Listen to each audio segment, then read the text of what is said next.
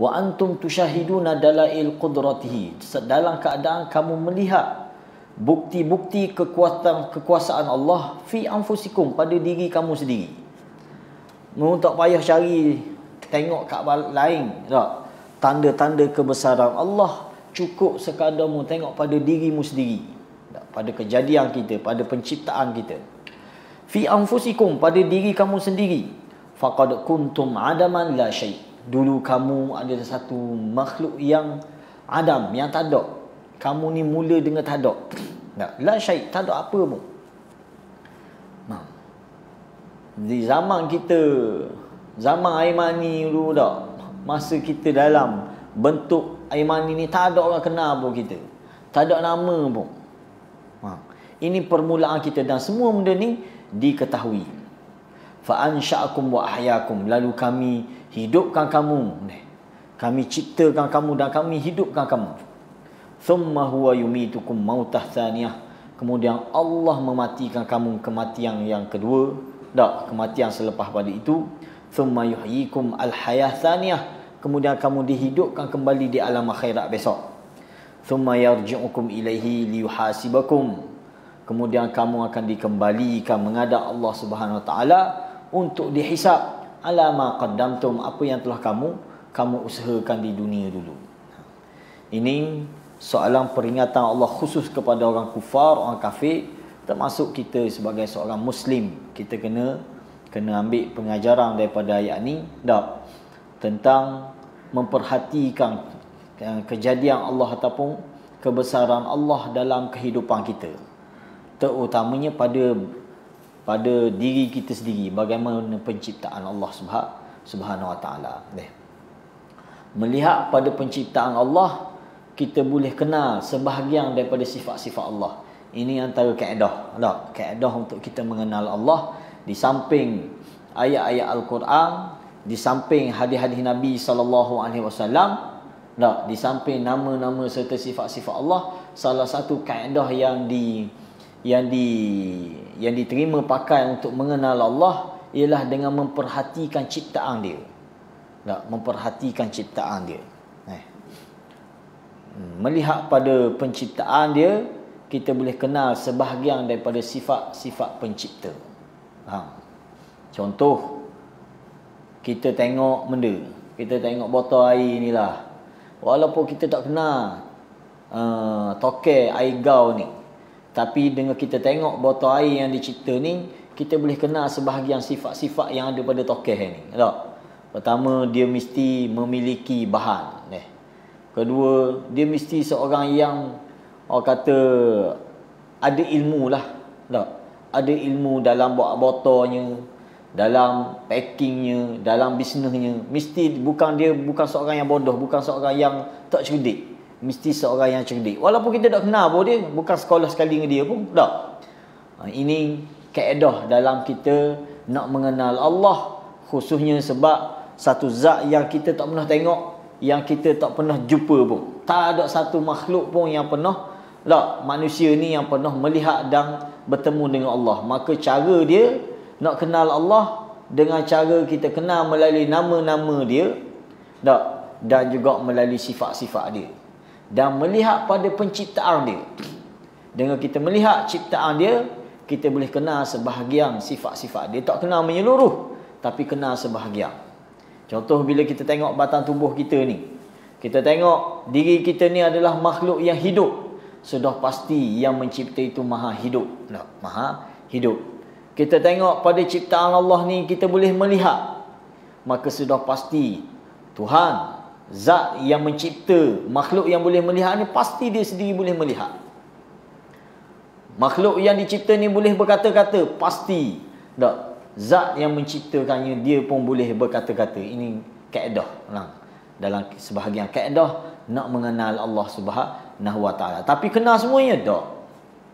Boleh kita tengok botol air ni, kita pun kata tokel buat air gau ni pakai spek sangat. Tu tak ada dalail, tak ada dalil, tak ada hujah yang boleh keluar daripada kita tengok botol. Gemuk rasa tuang ni. Tu tak boleh. Itu sifat-sifat yang kabur daripada kita melihat. Begitulah walillahi mathalul a'la. Bagi Allah perumpamaan yang lebih tinggi lagi.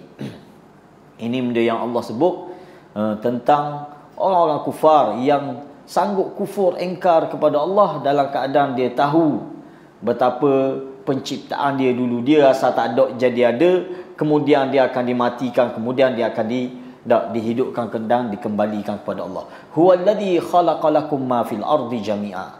Dan dialah satu zat yang telah membuat pengakuan sendiri. Dialah yang telah mencipta bagi kamu ma fil ardi jami'a, segala apa yang ada di bumi. Ini dalil keharusan segala benda yang ada atas muka bumi ini. Ini daripada ayat ni dan beberapa ayat yang lain keluar satu kaedah di sisi ulama usul. Dia panggil al-aslu fil asya' al-ibahah. Asal hukum dalam segala benda yang ada atas muka bumi ni, khususnya dalam bab makan minum kita pakar benda tak, dalam bab muamalah kita, asal hukum dia adalah ibahah, harus. Bab apa? Macam mana boleh tahu harus? Sebab Allah sebut lagu tu, huwallazi khalaqalakum ma fil ardi jami'a. Dialah Allah yang menjadikan untukmu. Maknanya semua benda yang Allah cipta atas muka bumi ni khusus untuk kita. Oleh kerana itu ulama-ulama usul keluarkan satu kaedah, asal hukum dalam segala kehidupan kita ni boleh buat belaka, harus hukum dia. Nak makan apa, nak minum apa, nak pakar apa, nak main benda, nak kerja benda, nak nega apa, semua hukum asal dia harus. Harus hukum asal. Sebab Allah yang cipta untukmu, lakum khalaqalakum, telah mencipta bagi kamu. Bagi kamu ni mana segala benda Allah cipta ni untukmu. Untuk kemudahan kehidupan kita atas muka bumi ni. Ni kaedah ayat. Tapi adakah semua perkara? Tak juga. Illa melainkan apabila datang dalil-dalil yang mengharamkan. Bila mari dalil-dalil yang mengharamkan, okey, kita stop. Contoh dalam bab makan, segala benda boleh makan belaka. Allah haramkan babi, Allah haramkan benda lagi. Tak? Beberapa perkara yang Allah haramkan, ni mustahab. Oleh kerana itu ulama kita kata kaedah dia bila kita nak makan mana pun pakai hukum asal dulu. Hukum asal dia harus kita makan. Tak, sehinggalah kita temu dalil bahawa benda ni haram, baru tak boleh, baru tinggal. Ini kaedah asal. Tapi bagi orang yang warak, dia ada satu kaedah lagi lah, asyubhah dia panggil. Di samping benda yang haram, di samping benda yang halal, ada tengah tu dia panggil umurun mushtabihat. Dalam satu hadis Nabi kata innal halalal bayyin wa innal harama bayyin. Sesungguhnya perkara yang halal tu dah jelas, clear, semua orang tahu. Wal haramu bayyin, dan juga segala perkara yang Allah haramkan dah jelas, hukum dia dah tetap. Wa bainahuma umurun mushtabihat la ya'lamuhunna katsirun minan nas. Tetapi antara benda yang halal dan juga benda yang haram ni ada benda tengah, benda syubhah dia panggil, benda syubhah. Tak? Benda syubhah ni Nabi kata la ya'lamuhunna katsirun minan nas. Ramai di kalangan manusia tak tahu benda ni. Oleh kerana tu orang yang warak, segala benda ada depan dia, dia nanti dulu. Dia cari hukum dulu baru dia terang. Tapi kalau ikut kaedah asal ni kita kata al-aslu fil asya' al-ibahah. Asal hukum sesuatu perkara tu harus hukum dia. Faham tak? Ni kaedah. Cuma ada sebahagian orang dia pakai pukul rata dengan kaedah ni. Ini kaedah usul yang ulama letak. Al-aslu fil asya' al-ibahah. Asal hukum dalam segala perkara ni ibahah, harus hukum dia. Adakah kaedah ni boleh diguna pakai dalam semua perkara? Tak. Dia hanya diguna pakai dalam urusan kehidupan kita. Dalam urusan makan minum kita, dalam urusan pakaian kita, dalam urusan muamalah kita boleh pakai kaedah ni. Adapun dalam konsep ibadah tak boleh pakai kaedah ni. Dalam bab ibadah, dalam bab beragama tak boleh pakai kaedah ni. Dah kaedah mana pula? Kaedah dia berbeza. Ni sebahagian orang dia pakai pukul rata, dia locong. Dia ambil kaedah ni dia pakai kan asal hukum dalam segala perkara ni harus berlaku hukum dia kan. Nanti dulu. Ulama letak satu kaedah lain dalam perkara ibadah. Perkara ibadah dia beza tu. Perkara ibadah al-aslu fil ibadah at-tahrim. Satu istilah dia guna at-tahrim. Satu istilah dia guna at-tawaqquf. Tawaqquf. Asal hukum dalam urusan ibadah, hukum dia haram kita buat. Tak boleh pakai hukum harus. Hukum dia haram kita buat. Ataupun dalam satu istilah dia guna tawaqquf, kena berhenti dulu. Sehinggalah datangnya dalil daripada nas, daripada wahyu, mengharuskan kita buat, baru boleh buat. Apa tak? Tapi oleh kerana sebahagian orang tak faham dia ni, dia ambil kaedah yang kita kata dalam bab muamalah, dalam bab kehidupan, dia guna pakai pada ibadah. Maka segala ibadah tak apa, boleh buat belaka. Asalkan baik, asalkan comel, asalkan orang tengok molek, boleh buat. Kita kata salah kaedah. Ulama tak pakai kaedah ni dalam bab ibadah. Dalam bab ibadah, ulama bergaluh. Tak. Oleh kerana itulah kita boleh tengok perselisihan di kalangan ulama. Khususnya 4 mazhab. 4 mazhab biasanya ada 2 pandangan sahaja. Tak. Bab apa yang jadi beza pandangan ni? Dalam bab semayang ada beza pandangan, dalam bab haji ada beza pandangan, dalam bab zakat, dalam boleh katakan dalam semua bab ibadah ni ada beza pandangan. Sebab berpandu ke dalil. Sebab berpandu kepada dalil. Sebab hukum asal, kaedah asal dalam bab ibadah tak boleh buat.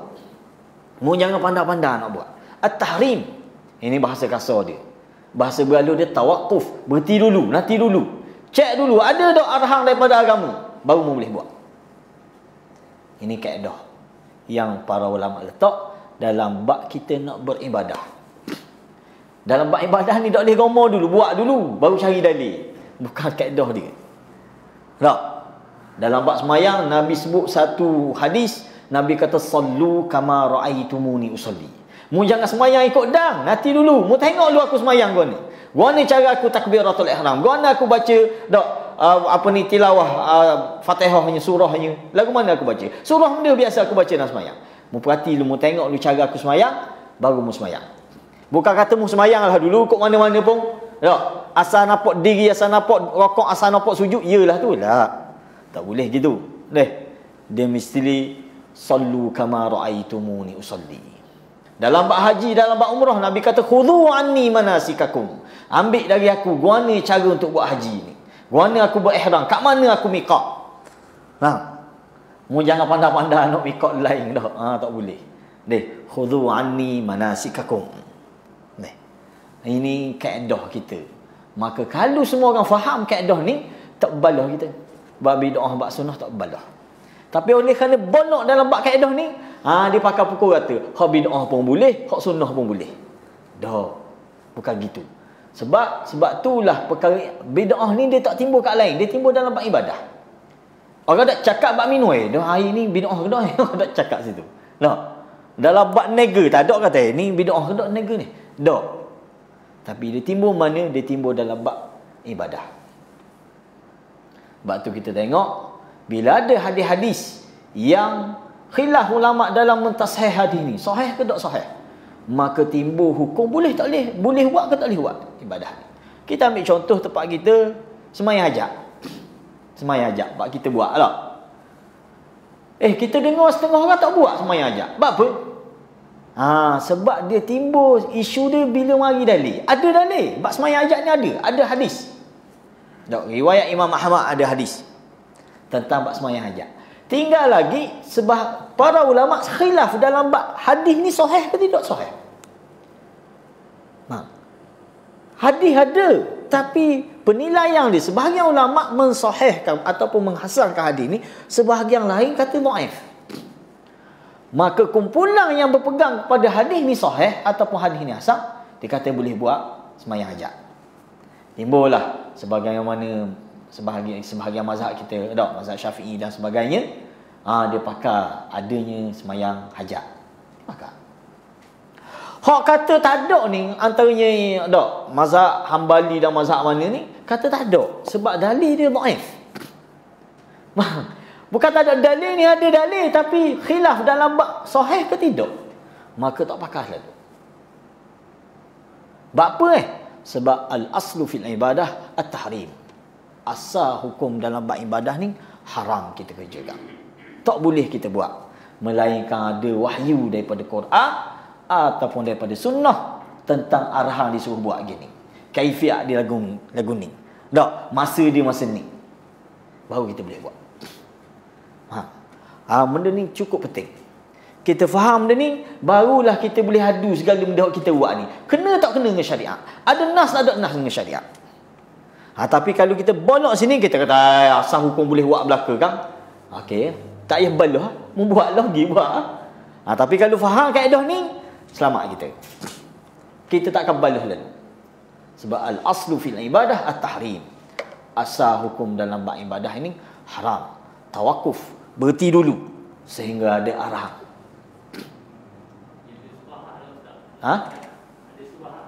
Mana ada syubhah? Dalam bab ibadah? Timbul syubhah. Ada syubhah dalam ibadah. Syubhah dia panggil. Benda kesamaran. Kita ambil ginilah, ambil Nabi SAW. Sebelum Nabi terima wahyu, sebelum Nabi dilantik menjadi Rasul, ada tak amalan yang Nabi buat? Ada tak? Ada. Nabi ada amal yang dia buat. Antaranya Nabi kita pergi Hira. Betul tak? Nabi kita pergi Hira. Ni geng-geng apa ni kita tak? Apabila turun wahyu, ada tak arahan suruh kita apa? Tak ada dah.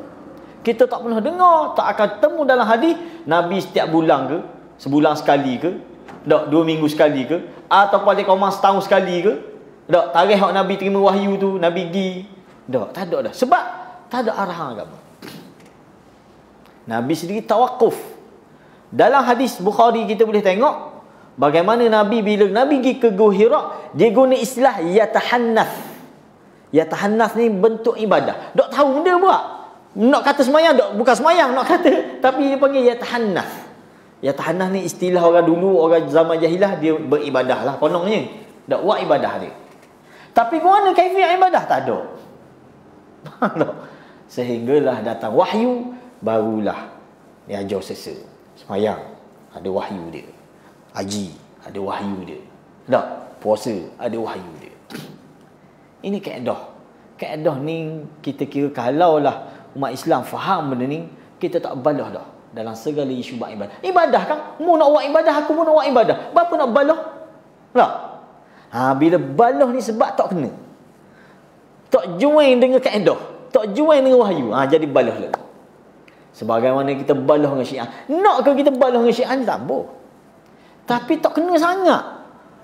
Lari stesen sangat pembawakan dia. Ibadah yang dia buat. Maka tak boleh nak sepakat. Ini benda yang patut kita ambil faham lah. Huwallazi khalaqalakum ma fil ardi jami'a. Allah kata akulah, dialah yang menjadikan segala benda atas muka bumi ni untukmu. Lakum. Istilah lakum ni diterjemah harus semua benda. Semua benda hak Allah buat atas muka bumi ni hak mu berlaku. Untuk kebaikanmu, untuk kemudahan kegunaan buat-buatmu. Gunalah. Sehinggalah ada dalil daripada wahyu kata benda ni tak boleh buat, benda ni jangan makan, benda ni jangan, benda ni tak boleh. Baru tinggal. Nampak? Beribadah balik terus bab ibadah. Bab ibadah jangan buat lagi. Jangan buat lagi. Sehinggalah mu tahu ini wahyu. Ini wahyu. Ini wahyu. Oleh kerana tu sebelum beribadah kena belajar. Sah tak kalau kita semayang tanpa kita belajar? Kita tengok orang je. Sah tak semayang? Tak sah. Mu buatlah baik ke mana pun, bacalah comel lagu mana pun, tapi mu tak pernah belajar pun, tak sah. Buktinya ada seorang sahabat zaman Nabi, gitu juga dia semayang tunggang-tunggik. Nabi kata mu tak semayang saat ni. 3 kali dia semayang. Hadis ini dikenali sebagai hadis musi'us salah. Hadis orang yang tersalah solat dia. Dia semayang sama je, ada qiyam, ada rakaat, ada sujud.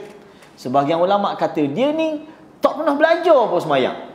Dia cuma ikut-ikut orang je. Sehinggalah dia mari kat Nabi, dia kata, "Ya Rasulullah, alimni." Wahai Rasul, ajar aku gua ni cara semayang. Barulah Nabi ajar, barulah dikira semayang dia. Nampak tak? Maknanya benda ni kait ibadah kita ni memang dia perlu pada ilmu. Dia tak boleh main ikut-ikut orang. Orang buat benda tu kita nak buat benda tu. Orang buat benda ni kita nak buat benda ni. Tak. Dia semua dengan ilmu. Semua dengan ilmu. Thumma stawa ila sama. Habis lalu Allah dia kata dak menuju ke langit. Fasawwahunna, lalu Allah sempurnakan penciptaan langit, sab'a samawat, 7 petala langit. Wa huwa bikulli syai'in alim, dan dia bagi segala sesuatu maha mengetahui.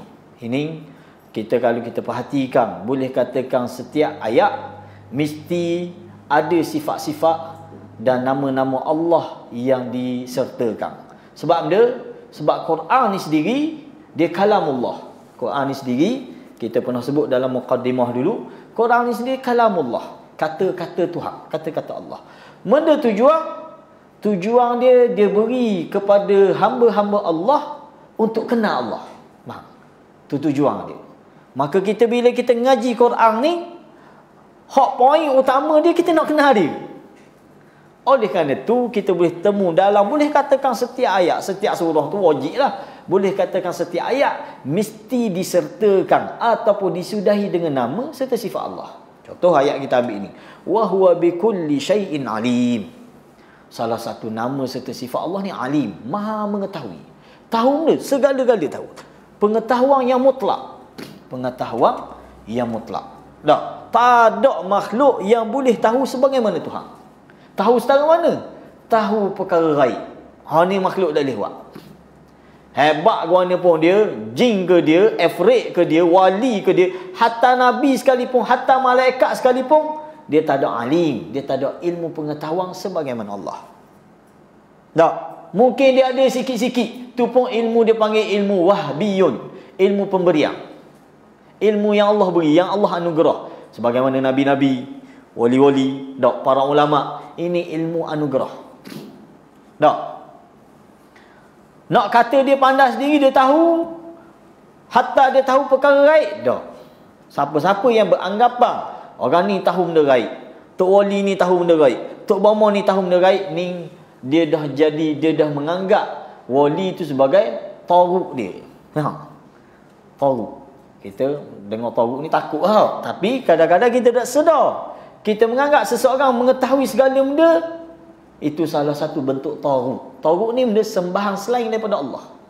Sembahan selain daripada Allah. Salah satunya menganggap makhluk mengetahui perkara gaib.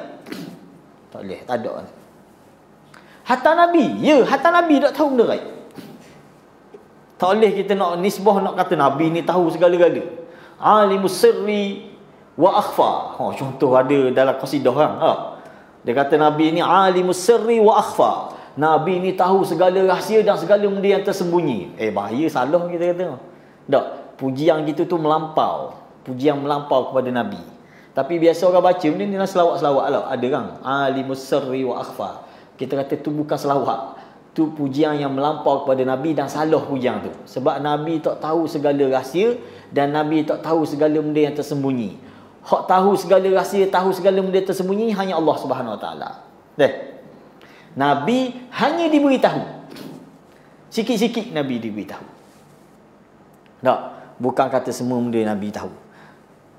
Sebab tu dalam ada ayat yang Allah suruh Nabi sebut kepada kaum daripada umat dia, kalaulah aku ni tahu benda gaib, maka aku tak akan kena musibah pada diri aku. Tak, Nabi tak akan terkena musibah. Sedangkan kita baca dalam sejarah, Nabi perang pernah kena cedera. Tak, dalam perang Uhud cedera parah Nabi sallallahu alaihi wasallam. Tak, sampai patah gigi-gigi, sampai dak mengalir darah sampai keting. Nabi dalam perang Uhud. Kalaulah Nabi ni alimus sirri wa akhfa, Nabi ni tahu segala rahsia, segala benda yang tersembunyi, tak berlaku perang Uhud tu.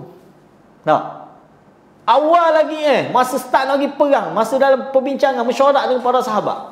Sebahagian kata kita perang duduk dalam Madinah ya Rasulullah.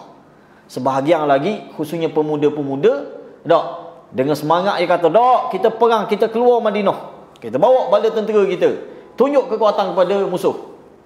Nabi sendiri dalam mesyuarat ni, Nabi cenderung pada pandangan perang dalam Madinah. Tak, berkubu di Madinah. Hak tu pandangan, hak tu yang Nabi setuju. Tapi oleh kerana mesyuarat, majoriti kata nak keluar, Nabi ikut. Kalalah Nabi alimu sirri wa akhfa, mengetahui segala rahsia, mengetahui segala benda yang tersembunyi, dalam mesyuarat tu dah Nabi faham. Nabi kata jangan. Kalau kita perang di Uhud, kalah kita berkubu di Madinah. Tapi tak berlaku sebab Nabi tak tahu benda gaib. Lalu keluarlah bersama para sahabat di Uhud, berlakulah apa yang berlaku. Sehingga Nabi cedera parah dan diwar-warkan bahawa Muhammad dah mati. Abu Sufyan dia sewa dalam perang, Muhammad mati dah. Ini berlaku dalam perang Uhud. Dalam Khaybar, Nabi terkena racun yang diberi oleh wanita Yahudi. Nabi letak mulut dan rasa dah racun tu. Barulah Allah utuskan Jibril mari royak bahawa daging ni telah diracun. Kalau Nabi ni sendiri tahu benda gaib, tak makan dah. Nampak wanita Yahudi mari tapah lalu. Nathan ni nak racun aku. Tapi tak berlaku gitu. Bukan setakat tu, sahabat ada seorang dua sahabat yang makan bersama Nabi, habis mati dah sahabat ni. Kalau Nabi tahu benda gaib yang kita sebut dalam qasidah yang kita kata pujian yang melampau kepada Nabi ni, alimu sirri wa akhfa, dia kata. Ini pujian yang salah kita kata. Mau nak puji Nabi mu, ya, kita dituntut untuk puji Nabi kita, sayang Nabi kita, tapi jangan melampau puji dia. La tatruni kama tatral an-nasara ala Isa bin Maryam. Nabi kata jangan memuja aku sebagaimana kaum Nasara memuja Nabi Isa alaihi salam. Cukup sekadar mu panggil aku ni Abdullah wa rasuluhu. Cukuplah mu panggil aku ni hamba Allah dan rasul utusan Allah. Jangan panggil ya sayyiduna, ya alimuna, ya azimuna. Nabi tak berapa suka orang sanjung-sanjung dia dengan panggilan-panggilan keagungan. Nabi kata cukup mu panggil aku Abdullah wa rasuluh, hamba Allah dan rasulnya. Cukup sekadar tu. Maknanya Nabi tak suka disanjung, dipuja. Malah kalau dipuji, disebut pujian-pujian yang lain lagilah Nabi tak suka. Ada seorang sahabat yang balik daripada Syam, balik-balik dia sujud ke Nabi. Buat apa Nabi kata, buat apa mu sujud ke aku ni? Lalu dia pun ceritalah, aku tengok di Syam, di bumi Syam, orang-orang Rom ni dia sujud kepada raja-raja dia. Sebab memberi keagungan, memberi kemuliaan kepada raja-raja pembesar-pembesar dia. Jadi aku fikir, mulah orang hak patut kalau nak sujud pun. Lalu dia balik sujud kaki Nabi. Nabi kata, tak boleh. Bukan gitu cara untuk menyanjung Nabi sallallahu alaihi wasallam, untuk memuji ataupun untuk memuliakan Nabi sallallahu alaihi wasallam. Lalu Nabi kata, andai aku diizinkan untuk suruh seseorang sujud kepada seorang lain, maka Nabi kata sudah pasti aku akan suruh para isteri sujud kepada suami dia. Tapi tak boleh. Dalam syariat kita haram hukum dia kita bersujud kepada selain Allah. Haram hukum dia. Wa huwa bikulli syai'in alim, dan dia Allah satu zat yang mengetahui segala sesuatu. Mengetahui segala sesuatu.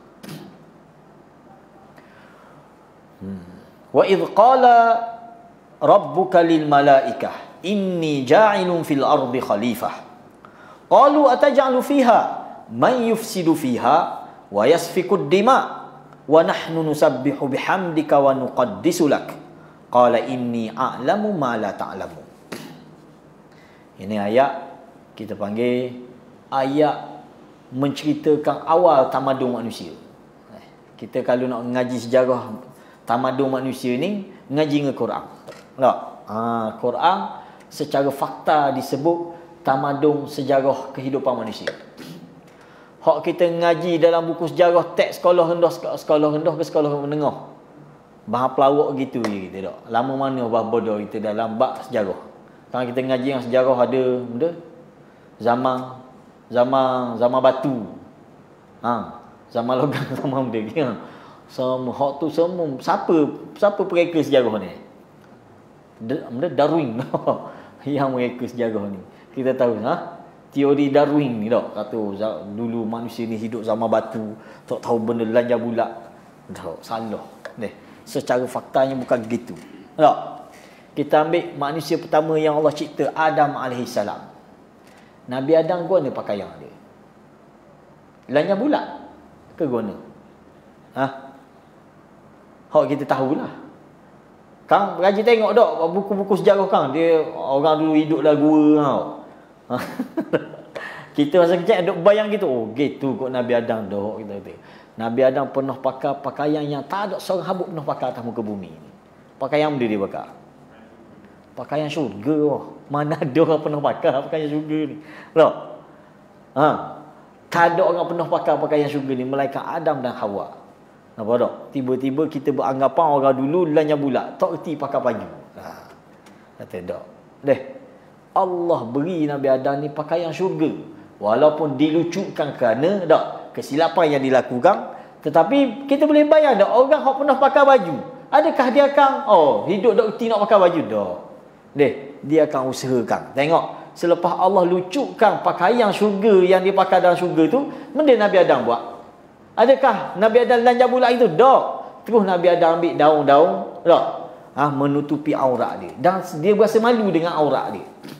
Nampak tak? Dia berasa malu dengan aurat dia. Oleh kerana itu kita kata nak ngaji sejarah tamadun manusia, kita ngaji melalui Al-Quran. Sebab Quran tak satu kitab buku teks yang secara fakta cerita sejarah manusia. Macam mana kita nak tahu sejarah manusia ni? Melalui para anbiya. Khususnya Nabi, Rasul, 25 orang Rasul. Ini sejarah tamadun manusia. Jatuh naik, jatuh bangun sejarah manusia. Faham? Setiap zaman kenabian ni, itu kemuncak tamadun manusia. Baik zaman Nabi Nuh AS. Nabi Nuh dianggap, sebahagian ulama menganggap bahawa Nabi Nuh adalah Rasul yang pertama diutus. Rasul yang pertama diutus. Adapun Adam AS tak. Sebahagian ulama kata dia bukan Rasul. Sebab dia mari dia dah Islam dah. Anak-anak dia pun lahir dalam keadaan dah Muslim dah. Tapi Nabi Nuh AS diutus di kemuncak tamadun manusia dan berlaku kesyirikan di atas muka bumi.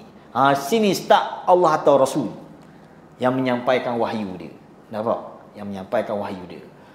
Dia atau Rasul dalam keadaan tamadun manusia dah pesak membangun ni, tiba-tiba mereka tinggalkan tauhid, mereka bergelumang dengan syirik, Allah hapuskan, Allah binasakan kaum tu.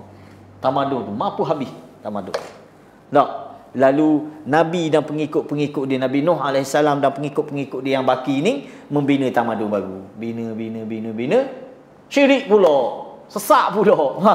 Mari Nabi lain pula. Begitulah sapalah Nabi kita Muhammad sallallahu alaihi wasallam. Ini tamadun kita. Ini tamadun manusia. Start daripada ayat ni lah sebagai permulaan sejarah manusia. Wa idz qala rabbuka lil malaikah inni ja'ilun fil ardi khalifah. Allah kata tak, dan ingatlah tak kala Allah berfirman, tak, Tuhan engkau berfirman kepada para malaikat, inni ja'ilun fil ardi khalifah, sesungguhnya aku ingin jadikan di atas muka bumi ni khalifah. Khalifah tak bermaksud benda pemimpin, kita kata. Maksud asal khalifah pengganti. Maksud asal dia khalifah ni pengganti. Faham? Sebab tu Abu Bakar As-Siddiq selepas wafatnya baginda Nabi sallallahu alaihi wasallam, orang panggil dia Abu Bakar khalifah, orang panggil. Benda gelar orang sebenarnya Khalifatul Rasul. Pengganti Nabi sallallahu alaihi wasallam, pengganti tapak Nabi untuk memimpin umat Islam. Itu gelaran yang masyhur kepada Abu Bakar. Selepas 2 tahun, hampir 2 tahun Abu Bakar memerintah, beliau wafat. Bila wafat, naik Umar bin Khattab. Umar tak panggil dia khalifah. Orang panggil dia Umar. Walaupun kita masyhur khalifah lah. 4 orang ni khalifah Islam. Tapi tak, panggilan masyhur di kalangan sahabat kepada Umar bin Khattab, dia tak panggil khalifah lah. Tapi dia panggil Amirul Mukminin. Tak, ketua orang-orang beriman. Amirul Mukminin. Abu Bakar tak boleh betul, tak digelar tu. Digelar sebagai khalifah. Tak, dengan erti kata yang lain khalifatun Nabi. Khalifatun Nabi. Tak, pengganti Nabi. Pengganti tapak Nabi, bukan jadi Nabi palsu, tak. Pengganti tapak Nabi dalam mengurus mentadbir umat Islam. Umat Islam. Jadi dalam ayat ni Allah tak sebut nama yang makhluk dia nak cipta. Allah sebut pada malaikat, aku nak cipta Adam, tak. Ataupun aku nak cerita makhluk bernama manusia, tak juga. Tapi benda Allah sebut jawatan kita. Faham? Allah sebut kepada para malaikat, wahai para malaikat, aku nak cipta pemimpin di bumi ni. Ni mana kemuliaan kita duduk situ. Sebagai pemimpin, sebagai khalifah. Ulama-ulama tafsir menafsirkan khalifah di sini dengan tafsiran yang lengkap. Mana tafsiran dia? Tafsiran dia iqamatuddin. Khalifah ni siapa dia? Dia ni sebagai seorang yang iqamatuddin wa siyasatud dunya bihi. Itu maksud khalifah. Iaitu orang yang mendirikan agama. Di atas muka bumi ini dan mentadbir mengurus dunia ini dengan berpandukan agama. Iqamatuddin wa siyasatud dunya bihi. Itu maksud lengkap khalifah. Jadi siapa-siapa yang memimpin dunia hari ini, kalau dia nak selari dengan kehendak Allah, matlamat utama Allah cipta kita ni, dia kena buat benda tu lah.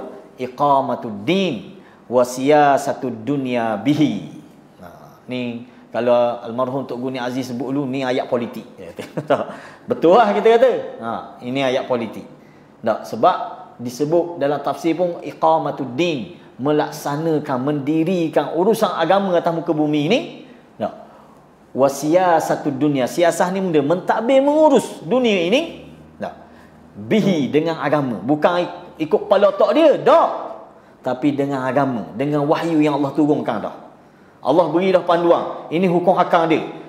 Ini dalam masalah jenayah lagu ni, dalam masalah pentadbiran lagu ni, dalam urusan tanah lagu ni, dalam urusan zakat lagu ni. Mentadbir, mengurus dunia ni ikut panduan agama yang dah aku turunkan. Dan Allah janji aku akan turunkan wahyu. Ayat muka surat sebelah kita akan baca. Allah berjanji kepada Adam AS apabila dicampakkan Adam ke dunia, aku akan datangkan wahyu kepadamu sebagai panduan hidup, sebagai panduan dalam mengurus mentadbir dunia ni. Dan janji Allah tak pelawak. Allah pasti akan datangkan wahyu kepada kita. Sebagai panduan dalam mengurus mentadbir dunia ni. Kalau siapa-siapa, sekecil mana, sebesar mana pun jawatan yang dia pegang, dia kena laksana benda ni. Iqamatuddin wa siyasatud dunya bihi. Cuma kita tak berapa setuju apabila orang politik ditafsir benda ni. Dia kata oleh kerana tu kita kena main parti ni. Kita kata ayat ni bukan suruh main parti. Ayat ni suruh mengurus mentadbir dunia. Siasah bermaksud dia mengurus mentadbir dunia. Hak kita faham dalam situasi kita di Malaysia ni, kita panggil politik kepartian. Politik kepartian. Beza dengan hak benda Tuhan sebut. Hak Tuhan sebut urus tadbir politik dunia ni. Apa tak? Ada pun politik kepartian ni benda baru. Benda yang baru mendatang. Diperkenalkan kepada negara-negara umat Islam. Dan benda ni khilaf para ulama'. Sebahagian ulama' menerima, khususnya di kalangan ikhwanul muslimin gerakan-gerakan Islam, dia terima benda ni. Tapi dia tak terima bulat-bulat. Dia terima dan diolah jadi Islam. Kita masa zaman belajar di Yaman dulu, kita pernah ikuti satu forum, satu macam debat lah, bukan set barang ni, ulama' besar di Yaman. Di sebelah ikhwanul muslimin yang orang kata jadi panelnya Syekh Abdul Majid Az-Zindani, hafizahullah. Ni pengasas ikhwanul muslimin di Yaman. Dan dia dari sudut akidah dia salaf. Kita kata tak. Dari sudut akidah dia salaf. Cuma dari sudut politik dia lebih cenderung pada ikhwanul muslimin. Ni pihak ikhwan. Dia forum dia, tajuk dia ni lah. Perlu benda ni apa? Politik kepartian ni boleh tak boleh? Ataupun intikhabat benda, dia panggil Allah. Demokrasi ni, dia bincang tentang demokrasi ni, boleh tak boleh sebenarnya? Islam tak Islam? Dan di pihak, orang kata di pihak yang bukan ikhwan ni, kita panggil pihak salaf lah. Pihak salafi ke, ataupun makruf sini kat Wahabi lah kita kata tak. Di panel oleh Abdul Majid juga, tapi Abdul Majid Raimi. Dua-dua ni ulama besar Yaman. Hak ni di pihak ikhwan muslimin, hak ni di pihak salafi kita kata. Dia buat satu forum besar. Debat bincang punya bincang, kita dengar Syekh Abdul Majid Zindani dia kata, kami ikhwan ni terima demokrasi ni bukan terima bulat-bulat. tetapi diolah jadi Islam. Mana mengislamkan dulu demokrasi ni baru kita pakat. Sebab ada poin-poin utama dalam demokrasi ni tak berlagangi terus dengan Islam. Antaranya hukum tertinggi oleh dewan ke guna gitulah, dewan ataupun rakyat. Rakyat hukum tak menjadi hukum. Apa saja yang rakyat nak, majoriti nak benda tu, maka benda tu terlaksana. Ni tak boleh pakar sebab Islam kata hukum tertinggi Quran Sunnah. Tak, hukum tertinggi hukum Allah. Walaupun majoriti nak setuju setara mana pun, kalau Allah kata benda ni haram, tetap haram. Demokrasi tak, demokrasi suara ramai. Tak, sebagai penentu hukum. Ni ikhwan tak terima benda ni, dihapuskan. Banyak benda lah. Tapi golongan Salafi dia kata tak. Dia kata benda ni satu fitnah kepada umat Islam. Demokrasi ataupun politik kepartian ni menjadi satu fitnah, menyebabkan umat Islam berpecah belah, dia kata. Dan kita tengok berlaku apa yang berlaku di bumi Yaman. Benda yang disebut dalam forum tu berlaku sungguh di Yaman. Umat Islam perang sama sendiri. Kalau ada orang kata di Yaman ni perang tu antara Wahabi dengan Syiah, pelawak apa kita tahu. Tak, benda yang berlaku di Yaman. Tak, nak tahu lebih jelas lagi, kita boleh dengar dari mulut Tok Ghazali kita. Tok Ghazali kita antara orang yang orang kata benda diberi amanah untuk menyatukan perbalahan di Yaman. Dia antara orang penting dalam bab penyatuan perbalahan di Yaman. Bukan berlaku isu Syiah Wahabi dok. Pelawak apa orang cakap lagu tu. Dia berlaku sebenarnya isu politik. Isu politik dalam Yaman berlaku. Apabila ikhwan hampir-hampir menguasai Yaman, berlaku percaturan belakang. Antara pimpinan kerajaan lama dengan puak-puak Houthi ni. Ditaja, diberi pitih, diberi senjata untuk mampu ikhwan. Ni asal. Tapi ada orang cakap, kita aja dengar ada ustaz tu cakap, dia kata tak, Syiah ni bukan balah dengan ahli sunnah, dia kata balah dengan Wahabi, dia kata. Kita kata ni dok ti politik langsung ni dok. Darat terus dia cakap lagu tu, kita kata dok. Sebab kita tahu kita duduk Yaman, kita dari 2000 sampai 2008. Start berlaku perang 2004 di Yaman. Start masa tu Tok Guru jadi mari berkali-kali mari Yaman dalam nak menguruskan. Kita pernah dengar seorang ulama sebut dalam satu majlis, majlis para ulama Yaman, dia himpun belaka ulama Yaman, dia kata malu buat kita ni. Mari orang Melayu mari beki kita. Kita arak, dia kata. Ni dalam majlis dia sebut. Apa tak? Malu kita ni. Pas mana set-set ulama Yaman ni kata. Siapa mari ni hamba Allah dari Melayu, dari Malaysia ni mari nak menyatukan kita. Itu mana satu orang kata benda, satu kemuliaan dia beri kepada Tok Guru Presiden kita dalam bab ni. Kita kata isu berlaku masalah perpecahan ataupun perbalahan di kalangan parti-parti ini, khususnya yang menguasai ini Islam berlaku lah, kita kata tak. Pihak Kajang pun Islam, pihak Ikhwan pun Islam, tapi balah sampai tahap kita di Malaysia ni balah-balah mulut gitu je kalau time pilihan raya kan. Yang mana saya tembok. Faham? Pos-pos panah ni kita duk balik balah tepek poster je kan. Yang mana masa pilihan raya ni pos-pos panah ni dengan senjata dengan benda kan. Mortar tak mortar, kita pernah tengok periuk api dia bawa. Periuk api dia bawa. Time kita nak turun dari tempat ngaji, kita nak pergi bandar ni, lalu kat pos panah ni, kata ngocak molek kata tau. Kerana perang sama dia, mampu kita tengah ni. Sampai tahap tu. Dan berlaku perang. Hak ni cakap udah sikit, hak ni jawab. Lahnanya tembok lah. Mari hak tak tentu kali ni tembok. Tembok. Galiknya bila pilihan raya 5 tahun sekali ni, mesti ada hak mati. Mesti ada orang mati di puh-puh panah ni. Maka itu satu perpecahan. Dan ulama-ulama salah lu memang tak setuju sangat dok, dan dia beri pandangan dia begini. Dia kata dia orang bukan tak terima politik. Dia kata politik ada. Ni tu hayat politik ni. Tetapi yang kami tak setuju dengan politik kepartian. Dia memecah belah ummah, dia kata. Ini pandangan dia lah. Adapun ikhwan masih pertahankan. Sampai hari ni pun kita kata kecuali ikhwan Yaman. Ikhwan Yaman dah tolak lah. Khususnya Syekh Abdul Majid Zindani sendiri, pengasah kepada parti dia sendiri, dia keluar pada parti dia. Nampak tak? Dia berlepas diri daripada parti dia. Sampai tahap tu semua. Ini kita kata perpecahan. Kita Malaysia, kita kira masih lagi nak kata pun stabil lagi lah kot. Tak? Walaupun kita tengok balas celaru dah tentu kalu dah baru ni kan. Tapi masih nak banding di negara-negara Arab, tempat kita ni masih terkawal. Pun begitu kita kata, kita kena faham molek apa yang dimaksudkan dengan politik Islam. Politik Islam tidak bermaksud politik kepartian. Politik kepartian ni benda baru. Kalau kita pandau lah molek, insya-Allah lah kita kata. Tapi jangan orang bila orang tak setuju dengan politik kepartian, dia kata mu tolak politik Islam. Ni salah kita kata. Tak betul. Politik kita terima dalam Islam. Sebagaimana ayat yang kita baca ni dak. Allah mula-mula nak cipta manusia ni pun Allah sebut bab politik dulu. Mengurus dan mentadbir bumi ini. Dengan kehendak Tuhan. Tak, dengan wahyu petunjuk Tuhan. Ini tujuan asal Allah cipta kita. Jadi kita kena ingatlah ini tujuan asal kita.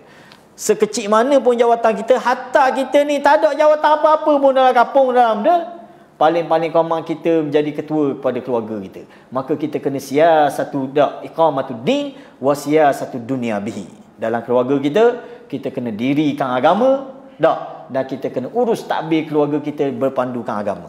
Hak paling komang ni. Komang lagi kita dak bini ke ustaz? Mu dirikan agama dalam dirimu. Dak iqamatuddin dalam dirimu, wasiasatu dunya bihi, dan laksanakan urus takbir kehidupanmu, makan minummu, kerja buatmu, permainanmu, pergaulanmu, urus dengan urusan agama. Apa tak? Hak tu sekecil-kecil benda, sehinggalah orang jadi Perdana Menteri, jadi menteri-menteri, dia kena buat benda ni. Barulah dia laksana politik yang Allah nak. Apa tak? Politik yang Allah nak. Qalu ataj'alu ma fiha. Lalu para malaikat bila Allah persembahkan cadangan untuk mencipta khalifah ini, malaikat pun sebut, adakah mu nak jadikan makhluk di bumi man yufsidu fiha? Tak? Orang yang akan melakukan kerosakan di muka bumi, wa yasfikud dima, yang akan menumpahkan darah, wa nahnu nusabbihu bihamdik. Dua perkara malaikat sebut tentang sifat jahat kita. Pertama, yang akan merosakkan muka bumi. Berlaku tak benda ni? Ya, lele berlaku. Orang malaikat sebut. Tak? Wa yasfikud dima, dan menumpahkan darah. Kita perang-perang di Palestin, perang di Syria, tak ada seorang malaikat masuk campur, tak ada seorang jin masuk campur. Perang sama sendiri. Tak, manusia dengan manusia perang. Benda ni betul-betul benda hak malaikat sebut ni berlaku. Timbul persoalan, macam mana malaikat boleh tahu? Sedangkan kita tak dicipta lagi. Tak? Mana malaikat boleh tahu? Adakah malaikat ada ilmu gaib? Tak. Kita kata malaikat tak ada ilmu gaib. Cuma dikiaskan. Tak, bila malaikat pernah tengok Allah pernah cipta jin di atas muka bumi sebelum kejadian kita ni, lalu jin melakukan kerosakan demi kerosakan. Dua perkara ni jin buat betul. Merosakkan bumi Allah ini, dan juga menumpahkan darah sesama sendiri. Lalu para malaikat beranggapan lagu tu, adakah mu nak cipta makhluk sebagaimana hak ni? Tak. Wa nahnu nusabbihu, lalu malaikat kata, sedangkan kami adalah makhluk yang sentiasa bertasbih, bertahmid kepadamu, wa nuqaddisu lak, dan sentiasa mengkudus kamu, mensuci kamu ya Allah. Allah jawab balik, qala inni a'lamu ma la ta'lamu. Allah kata, sesungguhnya aku tahu benda mu tak tahu. Daripada ayat ni kita boleh ambil faham, para malaikat pun tak tahu segala benda. Jangan kita beranggapan malaikat dia tahu rahsia.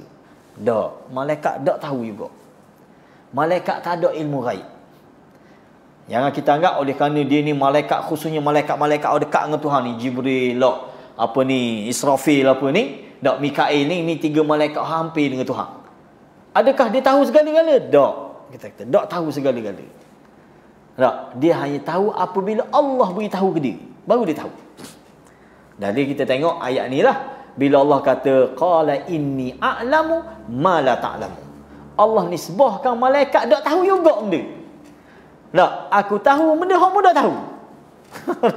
Aku tahu benda hak mu tak tahu. Kita menafikan dulu satu makhluk Allah yang paling hebat kita anggap ni, tak, malaikat, para malaikat ni makhluk hebat Tuhan. Dia sendiri tak tahu benda gaib. Dah hak bawah pada dia, kohor-kohor lagi lah tak tahu. Kalau hak dekat dengan Tuhan ni pun tak tahu benda gaib, maka bawah-bawah lepas ni semesek lah kita, tak? Jangan lagi hobang bodoh ke dok jin ke apa dok. Jin tahu benda ni bobo lah dok. Kena tipu ke jin deh. Jadi itu antara ayat yang boleh kita ambil faham deh. Dan ni ayat penting untuk kita faham sejarah tamadun kita. Dok. Kita manusia ni umat manusia, kita kena ngaji sejarah. Dok. Baik sejarah nabi kita maupun sejarah tamadun manusia ni kita kena tahu. Barulah kita boleh maju ke depan lagi. Tak? Kita boleh tengok bila kita baca sejarah ni, kita boleh tengok kesilapan, kesalahan umat-umat terdahulu. Bak apa yang jadi gini? Bak apa? Jadi kita tak mengulangi kesilapan yang sama. Tak? Tak perlu kita buat orang kata uji kaji baru. Tak, ada dah. Sepanjang sejarah umat manusia ni berlaku dah uji kaji. Start daripada Nabi Adam AS sehinggalah Nabi kita Muhammad SAW. Galiknya umat manusia ni tak buat kesalahan yang sama sahaja. Benda kesalahan utama yang dia buat syirik kepada Allah. Ni kesalahan utama. Start daripada Nabi Nuh tak? Zaman Nabi Nuh selepas pada 1000 tahun peninggalan daripada Nabi Adam AS berlaku kesyirikan pertama. Situ start manusia rosak. Syirik, maksiat dan sebagainya. Begitulah sepanjang sejarah tamadun manusia. Yang meruntuhkan tamadun dia tak ada benda lain melainkan syirik dan maksiat yang dia buat. Hanya satu tamadun je yang selamat. Tamadun siapa? Sebelum Nabi kita Muhammad sallallahu alaihi wasallam. Nabi-nabi lain semua umat dibinasakan belaka kecuali seorang nabi. Nabi Yunus alaihi salam. Hak tu sahaja.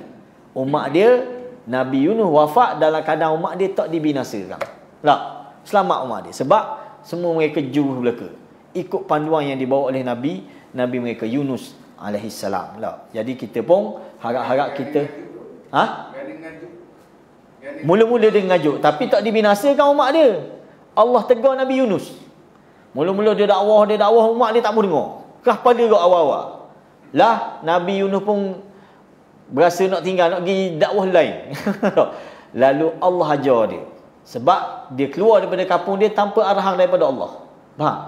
Dia inisiatif sendiri pergi kampung lain. Lalu Allah ajar dia, Allah itab. Dia panggil teguran daripada Allah. Allah dak campakkan dia ke laut lalu dimakan oleh ikan Nun. Kemudian dia balik semula kampung dia. Bila dia balik berdakwah, semua penduduk dia jadi Islam mereka. Ikut seruan yang dibawa oleh Nabi Yunus. Siapa perekat saki-baki dia dan temu dengan Nabi kita sallallahu alaihi wasallam. Kita pernah dengar kisah Nabi sallallahu alaihi wasallam balik daripada Taif. Nabi pergi berdakwah di Taif, ditolak. Orang khianat dia di Taif. Nyepakkan batu dan sebagainya. Lalu Nabi balik sampai tengah jalan, Nabi singgah di sebuah kebun. Kebun seorang masyarakat jahiliah. Tak. Tapi orang jahiliah ni satu tradisi baik dia rai tamu. Tak. Dia balah guna pun dia akan rai tamu yang masuk dalam kebun dia dan tanah dia. Tak.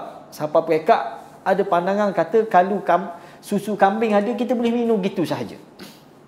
Masa tu mana menjadi adat masa tu, orang tak marah kalau bawa kita nak minum saja. Jangan perah juga.